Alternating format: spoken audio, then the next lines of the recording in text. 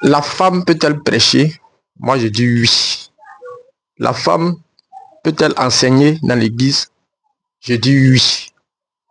La femme peut être pasteur dans l'église? Je dis non. Alors, je m'explique. Matthieu 14, le verset 23. Jésus parcourait toute la Galilée, enseignant dans les synagogues, prêchant la bonne nouvelle du royaume. Voici deux verbes qui sont mis en exergue. Jésus parcourait la Galilée. Donc, il est en train de se promener dans la ville. Mais pendant qu'il se promenait, quand il arrive dans une synagogue, les synagogues, c'est ce qu'on appelle aujourd'hui les temples, les églises. Donc, quand il arrive dans une église, si je peux m'exprimer ainsi, quand il arrive dans une église, il rentre là-bas et puis s'en va enseigner. Mais qui on trouve dans les églises?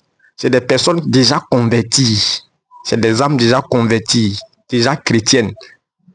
Il rentre, il s'assoit, il les enseigne. Mais quand il sort de l'église et puis il est dans le monde, parmi les païens, qu'est-ce qu'il fait? Il prêche la bonne nouvelle. Pour dire quoi? J'attire ton attention sur ces deux verbes. Le verbe enseigner et puis le verbe prêcher.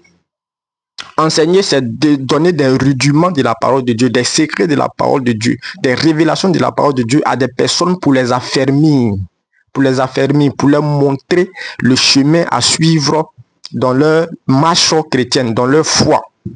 Et l'enseignant est automatiquement une autorité sur ces personnes. C'est pourquoi vous allez remarquer que les disciples ont appelé Jésus Rabbi. Jésus n'a jamais dit à ses disciples de l'appeler Rabbi. Mais les disciples ont décidé de l'appeler Rabbi. Pourquoi? Rabbi qui veut dire maître. Or, un maître, c'est quelqu'un qui a autorité sur ses élèves. Mais Jésus n'a jamais dit de l'appeler comme ça. Mais pourquoi on l'appelle comme ça?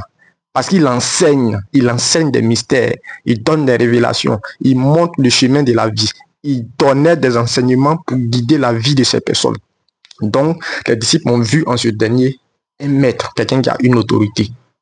Il faut que tu comprennes que enseigner te rend automatiquement une autorité sur les personnes que tu enseignes.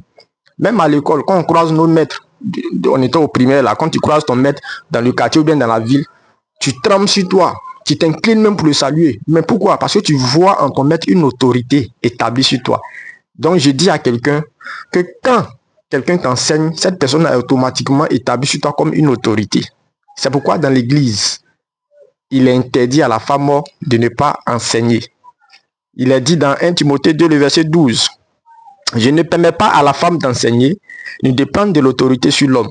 Donc quand la femme est en train d'enseigner, automatiquement elle est établie comme autorité. Maintenant, s'il y a des hommes parmi les personnes qu'elle enseigne, voyez même vous-même, elle sera une autorité établie sur ces personnes, ce qui n'est pas normal, ce qui est contraire à la parole de Dieu. C'est pourquoi il est interdit à la femme d'enseigner là où il y a des hommes. Cependant, la femme peut enseigner des femmes. Dans l'église, il y a des jeunes filles. Dans l'église, il y a des jeunes sœurs. La femme peut les instruire sur comment se tenir dans leur foyer, sur comment entretenir leur mari. Elle peut leur donner les secrets pour une vie de foyer, réussir une vie conjugale, réussir. Elle peut enseigner, mais seulement les jeunes filles. Son enseignement est limité uniquement aux jeunes filles. Elle ne peut pas enseigner des hommes. C'est pourquoi j'ai dit au début, la femme peut enseigner. Prêcher, c'est inviter les hommes. C'est interpeller les hommes. Repentez-vous. Le Seigneur revient bientôt. Donnez vos vies au Seigneur. C'est interpeller les hommes. C'est attirer les hommes vers Dieu. C'est pourquoi Jésus, quand il sort de la synagogue et qu'il est dans la rue, il prêche la bonne nouvelle. Il n'enseigne plus, il prêche la bonne nouvelle. Parce qu'il doit inviter les pécheurs vers le Créateur. Il doit inviter les pécheurs vers Dieu. Il doit les inviter à la repentance. Donc prêcher, bien aimé, c'est différent d'enseigner. Dans prêcher, là, il n'y a pas autorité. La femme peut évangéliser, elle peut prêcher la bonne nouvelle.